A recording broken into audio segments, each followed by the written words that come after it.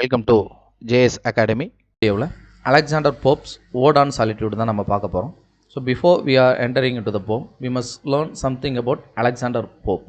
So author introduction ஒவ்வொரு ஒர்க்குக்கும் ரொம்ப இம்பார்ட்டன்ட். ஸோ அதுலேருந்து நமக்கு கொஷின்ஸ் வரும். ஸோ இப்போ அலெக்சாண்டர் போப்புடைய இன்ட்ரடக்ஷனை பார்ப்போம். So Alexander Pope was born on 1688 and tight in 1744. So இவங்க ரோமன் கத்தோலிக்கு சேர்ந்தவங்க. அவங்க அப்பா வந்து லினன் ட்ராப்பர் ப்ரொஃபஷன் பண்ணாங்க லண்டனில். ஸோ இவர் 12 வயசாக இருக்கும்போது இவரோட ஹெல்த் வந்து ரொம்ப பாதிக்கப்பட்டது. He was suffered by Potts disease. So அது பாட்ஸ் டிசீஸ்னு அதுக்கு ஏன் நேம் வந்தது அப்படின்னா, அந்த டிசீஸை இவருக்கு போப்புக்கு இருக்குது அப்படின்னு சொல்லிட்டு ஃபைண்ட் அவுட் பண்ணவர் டாக்டர் பாட்ஸ். ஸோ அதனால தான் அதை வந்து பாட்ஸ் டிசீஸ்னு சொல்கிறாங்க. ஹீ இஸ் அவர் 4 அடி தான் இருப்பார். போப் வந்து 4 அடி தான் இருப்பார். ஒரு ஹஞ்ச் பேக் மேனு.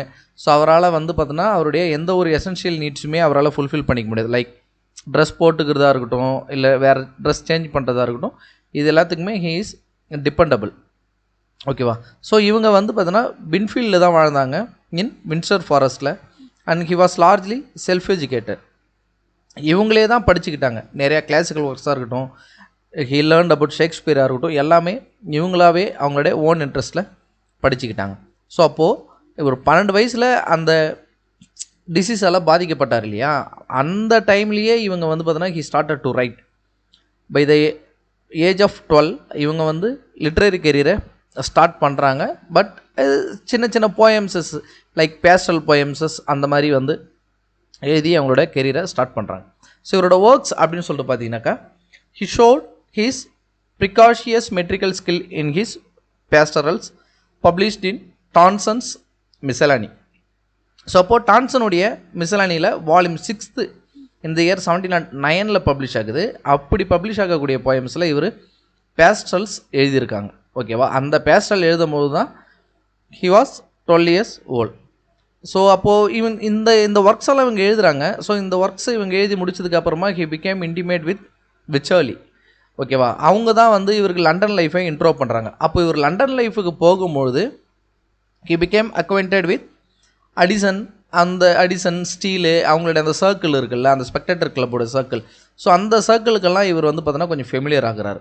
ஸோ அந்த ஃபெமிலியாரிட்டி இவருக்கு எது மூலிமா வருது அப்படின்னு சொல்லிட்டு பார்த்தோன்னாக்கா, his essay on criticism which was publish in 1711. So 1711 publish பண்ண அந்த எஸ்ஏ ஆன் கிரிட்டிசிசம் தான் இவருக்கு அடிசனுடைய சர்க்கிளில் இவரை ஃபெமிலியர் ஆக்குது. His Messiah was published in the Spectator in 1712. So அப்போ 1712 ஸ்பெக்டேட்டரில் இவருடைய மிசையா அப்படின்ற ஒர்க் வருது. And one of his most famous and notable work the Rape of the Lock so appeared in Lintot's Miscellanies in the same year and was republished enlarge in 1714. So அப்போ rape of the Lock appeared in Lintot's Miscellanies இந்த same year அப்படின்றது மிசையா எப்போ publish ஆச்சு? 1712. அதே 1712 தான் so rape of the லாக்கும் வந்து பார்த்தீங்கன்னா பப்ளிஷ் ஆகுது. ஸோ அப்போ rape of the lock publish ஆகும்போது சம் நம்பர்ஸ் தான் அதில் வந்து பப்ளிஷ் ஆகுது. லைக் ஒரு 1 or 2 வால்யூம்ஸஸ் மாதிரி தான் Rape of the lock publish ஆகுது. It's volume or book something like else. So அப்படி தான் வந்து பார்த்தீங்கன்னா பப்ளிஷ் ஆகுது. பட் ஒரு என்லார்ஜ்டு வெர்ஷனாக, ஒரு ஃபுல்ஃபில்டு வெர்ஷனாக அது எப்போ பப்ளிஷ் ஆகுது ரேப் ஆஃப் லாக் ஃபைனல் எடிஷனாக அப்படின்னு பார்த்தீங்கன்னாக்கா 1714. Ode for Music on Saint Cecilia's Day publish in the year 1713 and Windsor Forest 1713 the same இயரில் பப்ளிஷ் ஆகுது. ஸோ இவர் வந்து பார்த்தோன்னா இந்த ஒர்க் மூலயமா இந்த essay on criticism, Rape of the Lock இதனுடைய இதனுடைய ஃபேம்னால இவர் என்ன பண்ணுறாருன்னா, அந்த ஸ்பெக்டேட்டர் அப்படின்ற ஒரு ஸ்மால் சர்க்கிளை தாண்டி ஸ்கிரிப்லர்ஸ் கிளப்புக்கு வந்து பார்த்தோன்னா இவங்க வராங்க. ஸோ அப்போ ஸ்கிரிப்லர்ஸ் கிளப்புக்கு இவங்க வரும்பொழுது தான் he was associated with Swift, Gay, Arbuthnot and others. So இன்னும் சில பேர் கூட இவருக்கு ஒரு அசோசியேஷனுக்கு கிடைக்கிது. ஸோ அப்போ இவங்க ஹோமர்ஸுடைய இலியடை வந்து பார்த்தீங்கன்னா டிரான்ஸ்லேட் பண்ணுறாங்க இந்த இயர் 1715. அப்போது ஃபஸ்ட்டு வால்யூம் மட்டும்தான் வந்து வெளிவருது. ஸோ அப்போது கம்ப்ளீட்டட் வெர்ஷன் எப்போ வெளியே வருது அப்படின்னு சொல்லிட்டு பார்த்தீங்கன்னா 1720 இந்த இயர் 1720 ஹோமர்ஸோடைய இலியடை கம்ப்ளீட் டிரான்ஸ்லேஷன் வெளியில் வருது. ஸோ அப்போ அந்த கம்ப்ளீட் டிரான்ஸ்லேஷனை பார்த்துட்டு கோல்ட்ரிட்ஜ் ஒரு கமெண்ட் பண்ணுறாங்க. என்ன அப்படின்னா, astonishing product of matchless talent and ingenuity. So இதை வந்து ஒரு எது கூடயுமே வந்து பார்த்தோன்னா ஒப்பிட முடியாத ஒரு திறமை. அப்போது இந்த ப்ராடக்ட்ன்றது எதனுடைய வெளிப்பாடு அப்படின்னா, இந்த திறனை வேறு எது கூடயும் ஒப்பிட முடியாத அளவுக்கு இந்த ஒர்க் வந்து பார்த்தீங்கன்னா இருக்குது அப்படின்னு சொல்லிட்டு. ஸோ அப்போ இது அந்த ஹோமருடைய இலியடை இவங்க டிரான்ஸ்லேட் பண்ணது gain him more fame. So அப்போ அது இவருக்கு என்ன சப்ளிமெண்ட் பண்ணுது அப்படின்னா, இந்த இயர் 1725 அண்ட் 26 இவங்க திரும்ப வந்து ஒடிசியை வந்து பார்த்தீங்கன்னா டிரான்ஸ்லேட் பண்ணுறாங்க.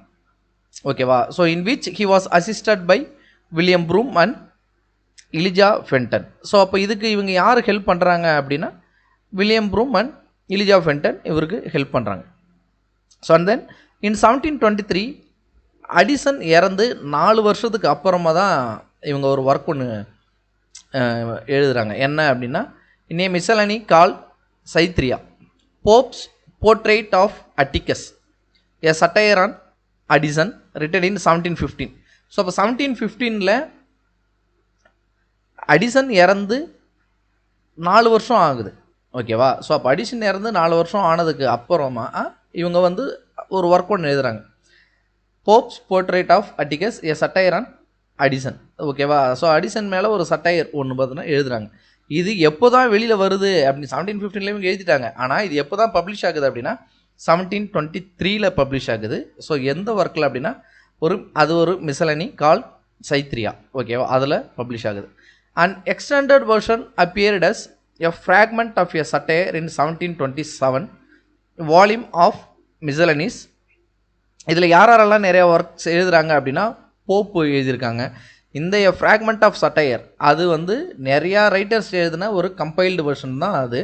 இந்த இயர் 1727 பப்ளிஷ் ஆகுது. ஸோ அப்போ அந்த வால்யூமுக்கு யாரெல்லாம் கான்ட்ரிபியூட் பண்ணியிருக்காங்கன்னா, Pope, Swift, Arbuthnot and Gay அவங்கெல்லாம். And took its final form in and Epistle to Doctor Arbuthnot. So அப்போது Doctor Arbuthnot and Epistle to Doctor Arbuthnot அப்படின்ற ஒரு ஃபைனல் வெர்ஷனை அது பெறுது இந்த இயர் 1735. ஓகேவா? And in 1725 Pope publish an edition of Shakespeare. So ஷேக்ஸ்பியரை பற்றின ஒரு எடிஷன் ஒன்று போப் வந்து பப்ளிஷ் பண்ணுறாங்க. அதில் சில எரர்ஸை வந்து பார்த்தீங்கன்னா தியோபால்ட் அப்படின்றவங்க கண்டுபிடிக்கிறாங்க. ஸோ அவங்க அந்த தியோபால்ட் அப்படின்றவர் அலெக்சாண்டர் போப் எழுதின ஷேக்ஸ்பியரில் என்னென்ன மிஸ்டேக் இருக்குது அப்படின்றத ஷேக்ஸ்பியர் ரிஸ்டோர்ட் அப்படின்ற ஒர்க்கை 1726 பப்ளிஷ் பண்ணுறாங்க. அந்த ஒர்க்கில் சொல்கிறாங்க. அப்போது இதை வந்து போப் வந்து நோட் பண்ணுறாரு. நோட் பண்ணிவிட்டு அவர் எழுதக்கூடிய டன்ஷியாட் அப்படின்ற அந்த ஒரு ஒர்க்கில் தியோபால்டை தான் ஹீரோவாக வைக்கிறாங்க. ஓகேவா? ஸோ இது வந்து பார்த்தீங்கன்னா satire on dullness in 3 books. 3 booksல வந்து வெளிவந்தது இது.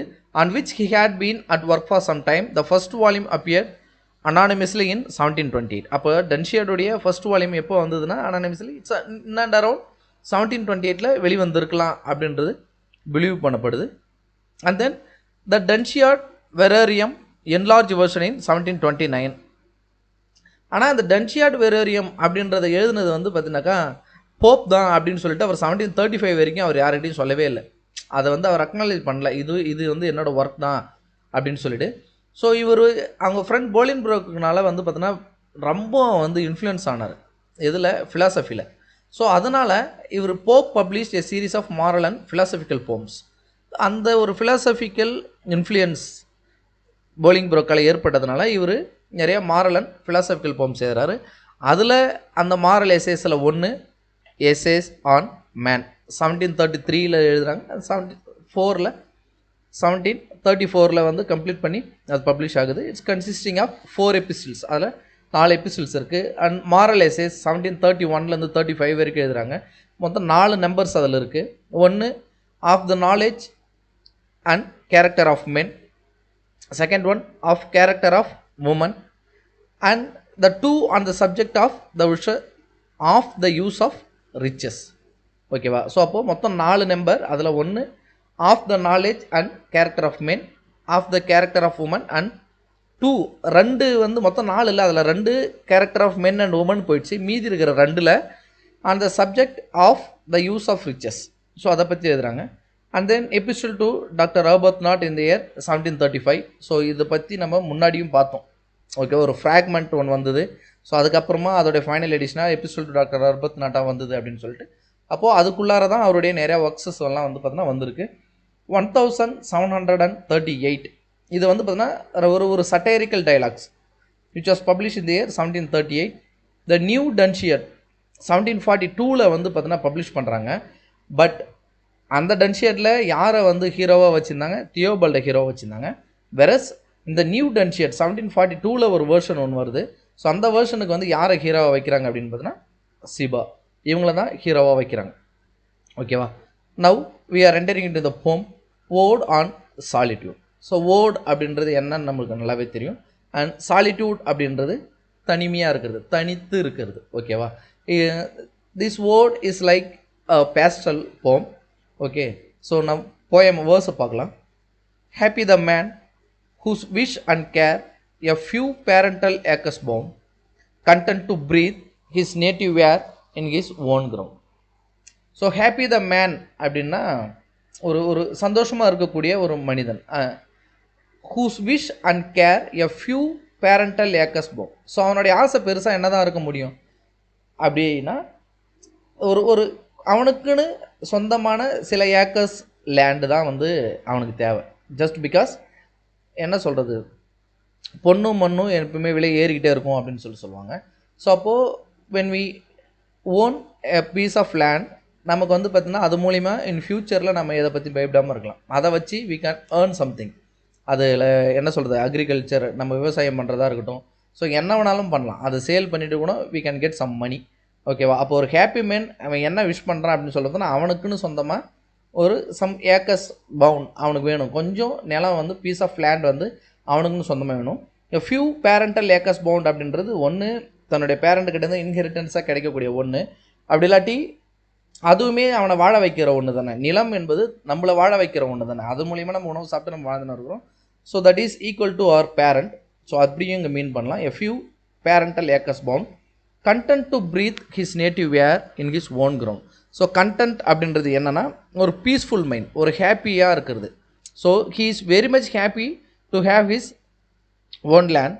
அண்ட் அந்த சொந்த நிலத்துலேருந்து வரக்கூடிய அந்த ஃப்ரெஷ் ஏரை சுவாசிச்சுக்கிட்டு அப்படியே இருக்கிறதுல அவன் he is very much satisfied. ஓகேவா? ஸோ இதுதான் ஃபஸ்ட் ஆன்சர். என்ன அப்படின்னா ஒரு ஹாப்பி மேனுக்கு என்ன தான் வேணும்னா அவனுக்குன்னு ஒரு சொந்தமாக கொஞ்சம் நிலம் வேணும். ஸோ அவன் தன் நிலத்தில் இருக்கக்கூடிய மரம் செடி கொடிகள்லேருந்து கிடைக்கக்கூடிய அந்த சுத்த தூய காற்றை அவன் சுவாசிக்கிறது மூலிமா he is very much happy. ஓகேவா? இதுதான் first stanza. And second one, whose heads with milk, whose fields with bread, whose flocks supply him with attire, whose trees in summer yield him shade in winter fire. So அப்போ அவனுக்கு அதுதான் சந்தோஷமாக இருக்குது. எது அவனுடைய சொந்த நிலத்துலேருந்து கிடைக்க விட ஃப்ரெஷ் யார் தான் அவனுக்கு சந்தோஷம் கொடுக்குது. ஸோ அது மட்டுமா அந்த சொந்த ஃப்ரெஷ் யார் மட்டுமா அவனுக்கு கிடைக்குது? ஹூஸ் ஹெட்ஸ் வித் மில்க், அவங்ககிட்ட வந்து பார்த்தீங்கன்னா நிறையா ஆடு மாடுகள் இருக்குது. ஸோ அதுலேருந்து அவனுக்கு நிறையா மில்க்கு கிடைக்குது. Whose fields with bread, so அவன் தாங்கிட்ட இருக்கக்கூடிய லேண்டில் அவன் வீட்டு பார்லி இந்த மாதிரி நிறையா வந்து பார்த்தோன்னா விளைவிச்சுக்குவார். ஸோ அது மூலிமா ஹீ கேன் ஏர்ன் ஃபுட். அவருக்கு அந்த பிரெட் அப்படின்றது அது தானே. ஸோ வெஸ்டர்ன் கல்ச்சரில் தே ஈட் பிரெட், வேறஸ் நம்ம வந்து ரைஸு, ஸோ இந்த மாதிரி வேரியஸ் திங்ஸஸ் யூஸ் பண்ணுறோம். ஸோ அப்போது அந்த பிரெட்டுன்றதை டேரெக்டாக நீங்கள் பிரெட்டுன்னு எடுத்துக்காமல் உணவுப் பொருள் அவனுக்கு அந்த ஃபீல்டுலேருந்து உணவுப் பொருள் அவனுக்கு கிடைக்கிது. Whose flocks supply him with attire, so அவங்ககிட்ட இருக்கக்கூடிய அந்த கால்நடைகள், அந்த ஷீப்ஸாக இருக்கட்டும், அந்த நிறைய கேட்டில்ஸஸ் எல்லாம் அவர் வச்சுருக்காருல, ஸோ அது மூலிமா he gain so much of richness. So அதை வந்து பார்த்தினாக்கா இவங்க மேய்க்கிறாங்க. ஸோ அதுலேருந்து கிடைக்கக்கூடிய அதுக்கப்புறமா வரக்கூடிய நிறைய என்ன வெல்த் எல்லாமே அது மூலிமா இவருக்கு வந்து பார்த்தீங்கன்னா he gain some good attire.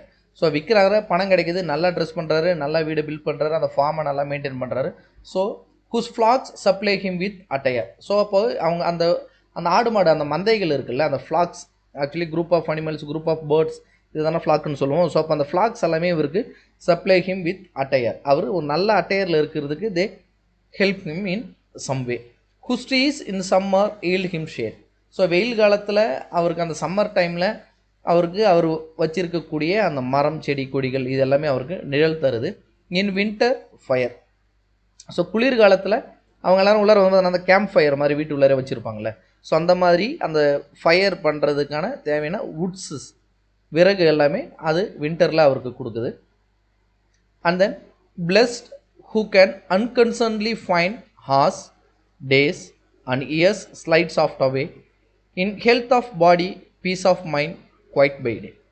So blessed who can unconcernedly find. So unconcernedly அப்படின்னா லேக் ஆஃப் worry, அவருக்கு எந்த ஒரு கவலையுமே இல்லை.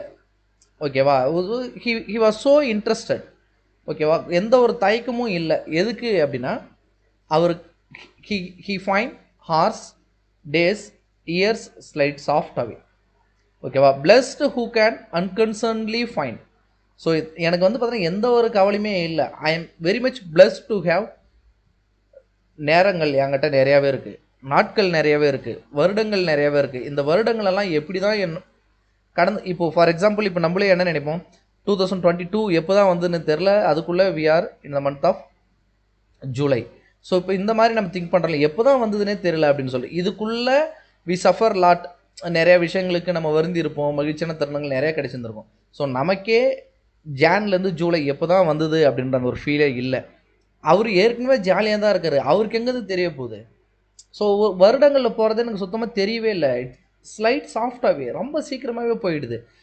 இன் health of body, peace of mind, quiet by day. So அந்த நாட்கள் எல்லாமே நான் வந்து பார்த்தீங்கன்னா என் உடல் ரொம்ப ஆரோக்கியமாக இருக்குது, மனம் ரொம்ப அமைதியாக இருக்குது, என்னோட நாட்கள் ரொம்ப குவைட்டாக இருக்குது. அப்படியே அப்படியே அமைதியாக இயற்கை சூழலில், இயற்கை எழில் கொஞ்சம் ரொம்ப அமைதியாக என்னுடைய நாட்கள் போய்கிட்டு தான் இருக்குது. So I am very blessed. ஓகேவா, இந்த இடத்துல நான் இருக்கிறதுக்கு I am very blessed. Sound sleep by night, study and ease together mix, sweet recreations and innocence which most does please with meditation. So sound sleep by night அப்படின்னா நைட்டில் ஒரு நல்ல உறக்கம். ஏன்னா பகல் முழுவதும் நான் வந்து ஆடு மாடுகள் கூட இருக்கிறேன், விவசாயம் பண்ணுறேன். ஸோ இந்த மாதிரி லேபர் ஒர்க்ஸ் நிறையா நான் பண்ணுறதுனால அண்ட் என்னோடய மைண்டும் ரொம்ப பீஸாக இருக்குது, என்னோடய உடல் ரொம்ப ஹெல்த்தியாக இருக்குது. அப்போது I get a very good sleep at night. ஓகேவா, நைட்டில் நான் ரொம்ப நிம்மதியாக தூங்குறேன். Sound sleep by night, study and is.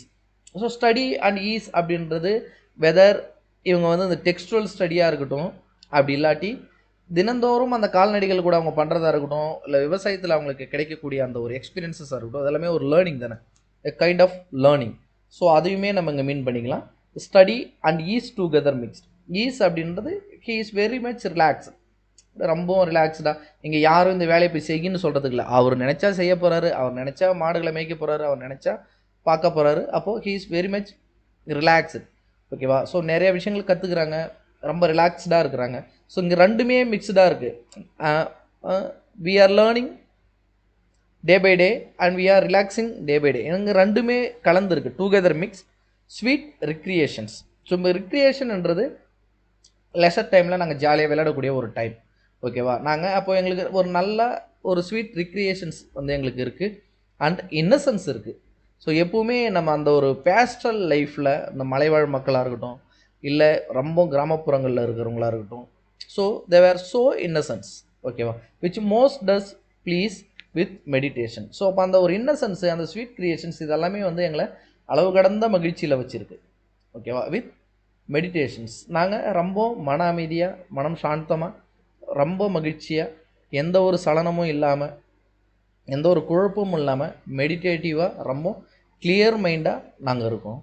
Thus let me leave unseen unknown.